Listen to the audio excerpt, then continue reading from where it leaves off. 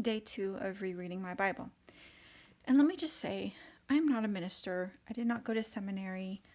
I went to Bible college, and I sat in Bible classes, but I mostly didn't want to be there, so I wasn't paying attention. And now I'm rereading, and sometimes it's like I'm reading it for the first time in my life because I actually want to be here studying this, and I'm definitely paying attention. And here's what stood out on day 2 to me was Genesis 3, the temptation and the fall.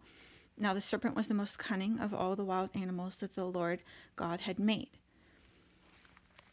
I underlined and looked up the word cunning in the original Hebrew, and the word arum is used, A-R-U-M, which means like prudent, almost like street smart, the idea of it. I thought it was interesting because I had looked up a word previously when God was talking about the nakedness of Adam and Eve that meant arum, the Hebrew word was arum, A-R-O-M. And both of those words, used for cunning and used for nakedness, come from the same root word of arumen, which it plainly means naked. But the word used for Adam and Eve's nakedness has the initial connotation of a mental innocence.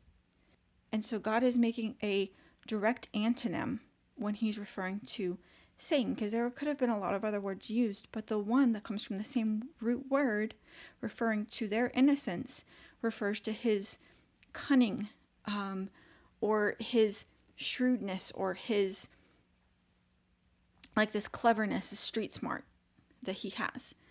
And I know, and I've heard of, Satan being jealous of them for various reasons, but it made me wonder, was he jealous of them because of their mental innocence as well? Interesting thought. But then also realizing that what that means about their nakedness also kind of changes or adds a layer of meaning to when God clothes them. Like, they lost their mental innocence, so now he's going to come and cover that for them. And it's even almost an insight into what's going to happen. He obviously had to kill these animals in order to use their skins to cover them. It's a sacrifice made in order to cover them and their lost innocence. So already the gospel is being shared just in the first few chapters of Genesis.